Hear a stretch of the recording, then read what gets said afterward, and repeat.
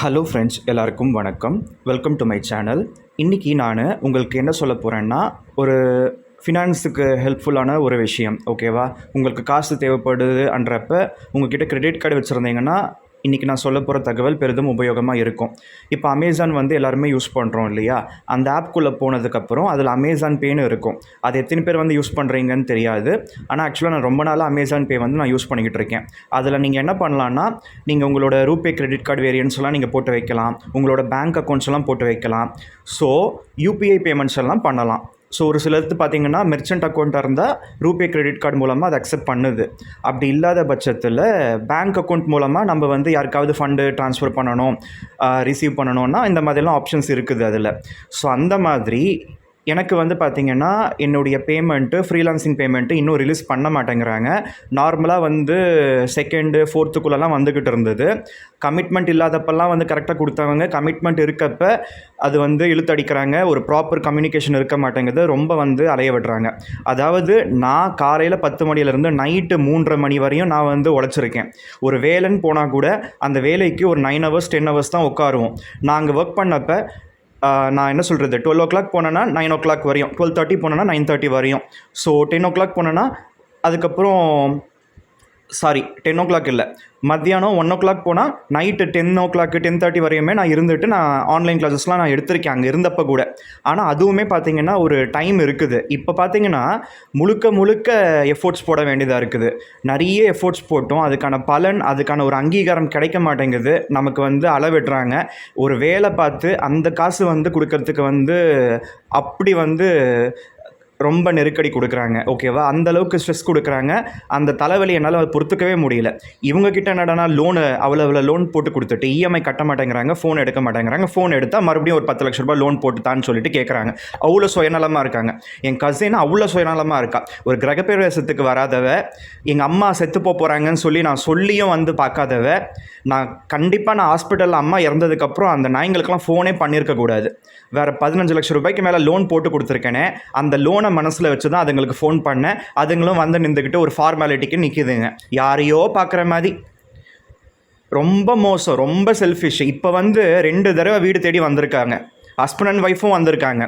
இப்போ காசு வேணும், லட்சக்கணக்கில் என்கிட்ட பிடுங்கணுன்னா வீடு தேடி வராங்க. அந்த மாதிரி ஆளுங்க எவ்வளோ சுயநலமாக இருந்தால் வராங்க பாருங்கள். எங்கள் அம்மா சாக போகிறாங்கன்னு சொன்னப்போ வரல, நான் வீட்டு கிரகப்பிரவேசத்துக்கு கூப்பிட்டதுக்கு வரல இந்த நாய்ங்க. இப்போ சுயநலமாக காசு கேட்குதுங்க. இப்போ இந்த நாய்ங்களுக்கு நான் வாங்கினது அந்த இஎம்ஐலாம் கட்டுறதுக்கு நான் என்னடானா கிரெடிட் கார்டிலேருந்து இந்த அமேசான் பேயில் நான் ஆட் பண்ணுறேன். இதில் ஆட் மணின்னு சொல்லிட்டு ஒரு ஆப்ஷன் இருக்கும்.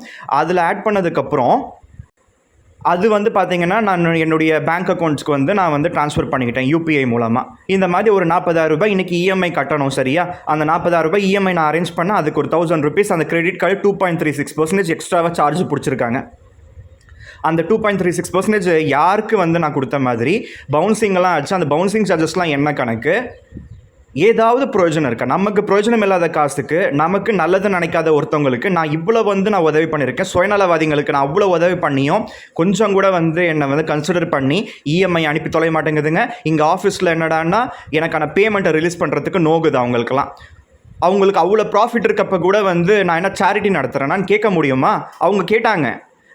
நான் அந்த மாதிரி கேட்க முடியுமா? நைட்டு 3:30 மணி வரையும் நான் நடத்திக்கிட்டு இருக்கேனே, நான் என்ன சேரிட்டி நடத்துகிறேன்னா எனக்கு என்ன பெனிஃபிட் இருக்குது? உனக்கு தான் ஸ்டூடெண்ட்டே இல்லைன்னு சொல்லி தானே என்னை துரத்தி அனுப்புனேன். அதுக்கப்புறம் எப்படி உனக்கு இவ்வளோ ஸ்டூடெண்ட் வருது? அப்போ நீங்கள் சம்பாதிக்கணும், நீங்கள் உங்கள் ப்ராஃபிட் பார்க்கணும். அப்போ நாங்கள் இங்கே உட்காந்துக்கிட்டு நாங்கள் கஷ்டப்படணும். எங்களுக்கான பேமெண்ட்டும் நீங்கள் ரிலீஸ் பண்ணவே மாட்டீங்க. எவ்வளோங்க இதெல்லாம்? அவங்கவுங்க எவ்வளோ சுயநலவாதிகளாக இருக்காங்க பாருங்கள். அவங்கவுங்க பிரான்ச்சஸ் மேலே பிரான்ச்சஸ் ஓப்பன் பண்ணிக்கிட்டே இருப்பாங்க. எல்லா நாட்டிலையும் ஓப்பன் பண்ணுவாங்க. அவங்களாம் கோடி சேர்க்கணும். இப்போ என் கசின்லாம் லட்ச கணக்கில் என்னை ஏமாத்திட்டா. ஒரு விதத்தில் இவங்களும் சுயநலவாதிங்க தான், ஒரு விதத்தில் நான் ஃப்ரீலான்சிங் பார்க்குற அவங்களும் சுயநலவாதிங்க தான். அவங்கவுங்க பேமெண்ட் வந்துடுது, அவங்களுக்கு பிஸ்னஸில் ப்ராஃபிட் பார்த்துடுறாங்க, ஏன் உயிரை வாங்குறாங்க. எனக்கான கஷ்டப்பட்டதுக்கான அந்த காசும் கொடுக்கறதுக்கு நோக்குது, என்கிட்ட வாங்கிட்டு இஎம்ஐ கட்டுறதுக்கும் ஒரு சிலருக்கு நோக்குது. எவ்வளோ மட்டமான ஒரு உலகத்தில் புறம்போக்கு வாழ்க்கை எல்லாருக்கும்.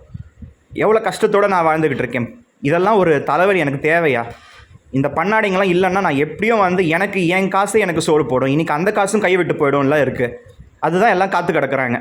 இவனோட எஃப்டி எல்லாம் தீர்ந்து போயிட்டு இவன் நடு ரோட்டில் வரணும். வந்துட்டா எவன் சோறு போடுவான்? ஒருத்தனும் சோறு போட மாட்டான். அவன் பேசுகிறவன் பேசுவான், வயிற்றுல கொட்டிக்கிறவன் கொட்டிப்பானே தவிர நம்ம வந்து வாழ்ந்தாலும் ஏசும் தாழ்ந்தாலும் ஏசும் இப்படி தான் பாட்டு பாடி வச்சுருக்காங்க. வாழ்ந்தாலும் வந்து பேசுவாங்க, தாழ்ந்தாலும் பேசுவாங்க. புறம்போக்குங்க. மாதம் பிறந்து ஒரு 5 நாள் கூட ஆகலை, அதுக்குள்ளே பாருங்கள் 6 லோனு 6 இஎம்ஐ நான் கட்டியிருக்கேன். இன்றைக்கி ஒரு நாளைக்கு 3 இஎம்ஐ பிடிச்சாங்க. 6 லோனுக்கு வந்து நானே வந்து யூஸ் பண்ணாத ஒரு காசுக்கு நான் என் பேரில் வாங்கி கொடுத்த அந்த ஒரே ஒரு தலைவலினால், அந்த ஒரு என்ன சொல்கிறது ரெஸ்பான்சிபிலிட்டினால் நான் கட்டிக்கிட்டு இருக்கேன். தேவையா எனக்கு? இந்த மாதம் ஆரம்பித்து 5 நாள் கூட ஆகலை, அதுக்குள்ளே 74,000 75,000 ரூபாய் செலவாயிருக்குது. இந்த மாதிரி மாதம் லட்சக்கணக்கில். இதில் வேறு நான் இந்த வாட்டி கிரெடிட் கார்டில் நான் எடுத்திருக்கேன் இல்லையா, அடுத்த மாதம் 1,20,000 ரூபாவை வந்து தாண்டிடும். எப்படி நான் இதை மேனேஜ் பண்ணுவேன்? இந்த ப்ரெஷர் யாருக்காவது இருக்குதா? கடனை வாங்கி கொடுத்தோம் இல்லையா, அவங்களுக்கும் அந்த ப்ரெஷர் இல்லை. கிளாஸஸ் கரெக்டாக எடுத்து முடிக்கிறோம் பார்த்தீங்களா? ஸோ நைட்டெல்லாம் கூட 3:30 அதாவது 3 o'clock வரையுமெல்லாம் கூட நம்ம ரிஸ்க் எடுத்து நம்ம வந்து பாடம் நடத்துகிறோம் இல்லையா, அவங்க கன்சிடர் பண்ண மாட்டாங்க. ஆனால் அவங்கவுங்களுக்கு அவங்கவுங்க ப்ராஃபிட். இங்கே இத்தனை லட்சம் சுருட்டியாச்சு, அங்கேயும் பார்த்தீங்கன்னா நம்ம பேர் சொல்லி அவங்க வந்து நல்லா வந்து பிஸ்னஸ் பண்ணுறாங்க, பிஸ்னஸ் ரன் ஆகுது. ஆனால் நமக்கு மட்டும் நம்மளோட இன்கம்மை வந்து அனுப்புறதுக்கு அவங்களுக்கு நோகுது. ஒரு ப்ராப்பர் கம்யூனிகேஷன் இல்லை, ஒன்றுமே இல்லை. அவங்கக்கிட்ட இருந்து எனக்கு கரெக்டாக ஒரு கன்ஃபர்மேஷன் கூட வர மாட்டேங்குது. ஓகே, நீங்கள் இதை அனுப்பியிருக்கீங்க, இவ்வளோ அமௌண்ட்டு இந்த டேட்டுக்கு வருதுன்னு ஒரே ஒரு சென்டென்ஸு, ஒரு ப்ராப்பராக ஒரு கம்யூனிகேட் பண்ண கூட தெரியல யாருக்கும். என்ன கடன்காரனா என்ன? இப்போ எப்படி தெரியுமா இருக்குது, ஒரு பக்கம் இவங்களுக்கு கடனை கொடுத்துட்டு இந்த காசை திருப்பி வாங்க முடியாமல் கஷ்டப்பட்டுட்டு இருக்கேன். அதே மாதிரி தான் என் ஃப்ரீலான்சிங்க்கும் வந்து பார்த்தீங்கன்னா அதை விட மோசமாக இருக்குது. அவனுக்கு அதை விட மோசமாக இருக்கானுங்க. அங்கே காசுன்னு நமக்கு அனுப்பணும்னா நோகுது அவங்களுக்கு. ஒன்றுமே இல்லை, for you this amount is confirmed, you will get before this date அப்படின்னு ஒரு சென்டென்ஸ் கொடுக்கறதுக்கு அவங்களுக்கு என்ன நோகுதான்? வாட்ஸ்அப்பு பார்த்துட்டு கம்முன்னு இருக்காங்க.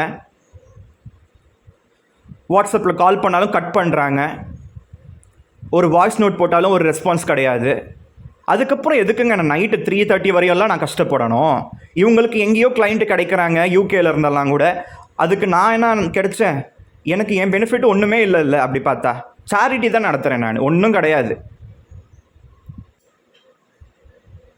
யாரோ சொன்னாங்க, ஹர்ட் பண்ணி அப்படிலாம் பேசுனாங்க, அதெல்லாம் அவங்களுக்கு பொருந்தது. இப்படி தான் எல்லாருமே தப்பெல்லாம் அவங்க பண்ணிவிட்டு அடுத்தவங்களை மேனிப்புலேட் பண்ணி அடுத்தவங்களை வந்து சாடிஸ்ட் மாதிரி பிஹேவ் பண்ணி அடுத்தவங்களோட மென்டல் டார்ச்சர் பண்ணுவாங்க. அதெல்லாம் அவங்களுக்கு அந்தளவுக்கு பிடிக்குது.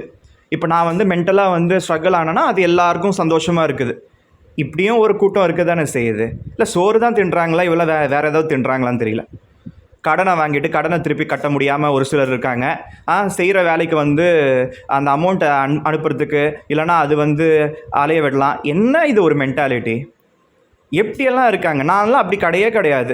எத்தனை ஸ்டூடெண்ட், எப்போயோ முடிச்சுட்டு போன ஸ்டூடெண்ட்டு கூட எனக்கு வாட்ஸ்அப்பில் மெசேஜ் வச்சா அதை இக்னோர் பண்ணால் எனக்கு தலைவலி வரும்.